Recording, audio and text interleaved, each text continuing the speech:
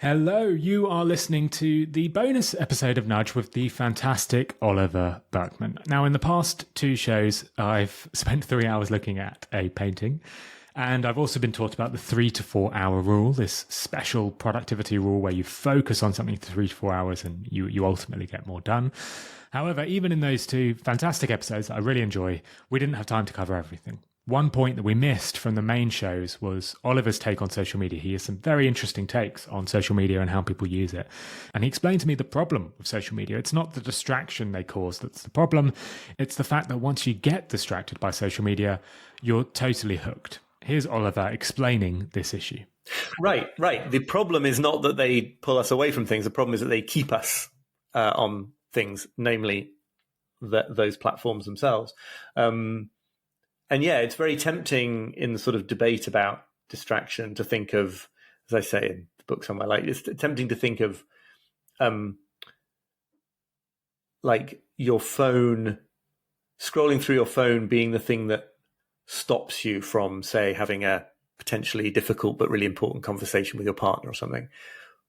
But it makes just as much, if not more sense, to think of scrolling on your phone as the thing that you go and do because you don't want to feel the vulnerable emotions associated with having that conversation. And, you know, I think it's really interesting. I've been noticing this in myself recently because I've been trying to sort of pull back a bit from, in a slightly different way, from kind of digital, online stuff. I want to make sure that I'm continuing to use technology as a tool for what I want to do, rather than just sort of living inside doom-laden, panicky news cycles all the time. And if you do that and you step back from it and you sort of experiment with like going on an hour's drive and just being in silence, or whatever the equivalent moment would be, or not letting yourself reach for your phone whenever you feel slightly stressed, like you start to feel all sorts of kind of negative emotions that you were previously getting rid of by doing this. And, I'm not talking about necessarily very melodramatic ones, just sort of mild anxiety in life or slight sadness at something that, just these things that the moment we feel them, we'd far rather just never go there. And it's a real power to be able to just sort of hang out with them a little bit. Oliver had this epiphany that social media and news in general was harming his mental health back in 2015. Yeah, I think it was Trump and it was Brexit as well. I don't know if those were the causes or if it's just that I saw it more clearly, and social media and how that changed is certainly another cause. But it was this experience of seeing people, and to some extent myself, living inside the news is the phrase that I used for it, right? Somehow assuming that what was going on at the national and international level was real life. And the things that were going on in your home or your workplace or with your friends, family, neighborhood, this was not really, really real life. Like if you spent too much time in that, you'd sort of think that you were being escapist. And, actually existing in reality meant doom scrolling all day long, looking at political and other news that drove you a bit crazy. And I think that, obviously those news sources are only, and the stories in the news are only escalating in their alarm and their alarmism, and perhaps for good reason, right? This is not about saying you just don't need to worry about any of that stuff.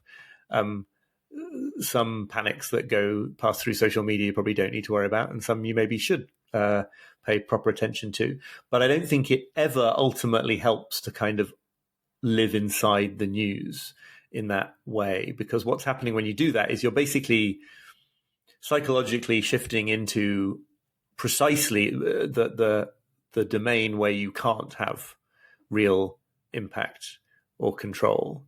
There's something very subtle and interesting that I'm sure experts in kind of persuasive technology will know all about, and I only sort of dimly perceive, but there's something about literally the actions of dragging down to refresh a social media feed or, certainly liking and sharing, that feels like it is action, right? It feels like it is having some sort of impact on what it is that you're learning about. But but, by and large, there's no real sort of meaningful impact. And it's, by contrast, very hard to imagine that, if you're deeply upset about what's happening in national politics in your country, that going and spending one afternoon involved somehow in a very local political situation is really going to make any difference at all. So I think we do have to slightly retrain our brains to see that it's the latter that is on some level an engagement with the real world, and the former that isn't necessarily.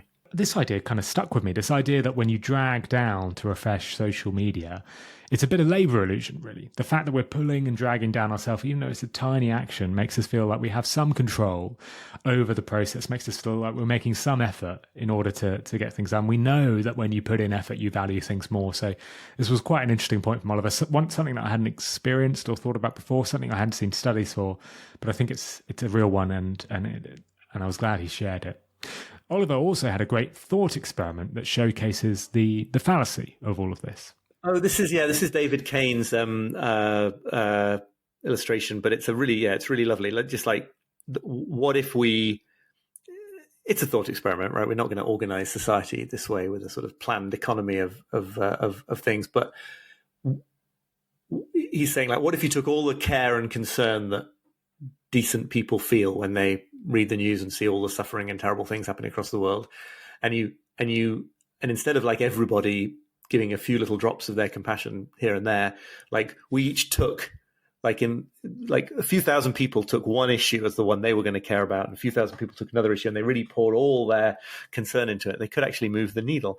I think the broader point here is just that, and the more practical point, I suppose, is that in a world where people who are compassionate and care about the wider world are asked to care about so much all the time, sort of 24/7 fire hose of awfulness everywhere, it's not only forgivable, but actually a really important strategy to sort of be willing to pick your battles about this stuff. So that if you are someone who'd like to make the world at large a better place, this is going to involve sort of consciously deciding not to particularly care about all sorts of things that really matter. And you're not pretending they don't really matter by doing this, but just because, like, you're finite, and if you can spend a bit of time doing something in one area of all these issues, or donating money to, if you can spare that, to one or two causes, simultaneously you have a larger chance of having a real effect in the world, and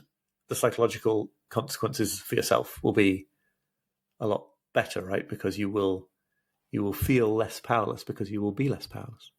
There's a wonderful example of this in Oliver's book. It's from page 35. He writes, "My favourite example here concerns the former sneaker firm executive and dedicated Trump opponent, Eric Hagerman, profiled in the New York Times in 2018, where he was presented as a kind of opposite of the living in the news. Instead of trying to absorb the whole world's pain, he opted to live as if the upheavals in American public life weren't happening at all. He consumed no news whatsoever, and when he left his home in rural Ohio to get a coffee and scone from his local cafe, he wore headphones playing white noise so he couldn't hear fellow customers talking politics. Unsurprisingly, conservative news outlets condemned him as a whining liberal, while progressive ones labelled him as a monster of privilege. One journalist disparaged him as the most selfish person in America, and one other fumed that not everyone gets to be ignorant. People whose families are being torn apart by the US immigration policy don't get to be this ignorant. And yet, Oliver makes the point that Hagerman might simply have accurately assessed his capacity for care and then decided to appropriate it more effectively than the rest of us do. In his time off, the Times explained that he was busy restoring an area of wetlands that he'd purchased. When he was finished, he planned to preserve it for public access. He predicted that the project would require most of his savings. Oliver makes the point that perhaps this guy, he was focusing on the right areas of his life and not spending it absorbed by the news. Oliver finishes this section writing, "There are more selfish ways to spend a life." That is all for this bonus episode, folks. Thank you so much for listening. I really hope you enjoyed it. If you enjoyed today's episode, you'll probably love Oliver's books. They are called Meditation for Mortals and 4,000 Weeks. I've been your host, Phil Agnew, and I'll be back for another episode of Nudge next Monday. Cheers.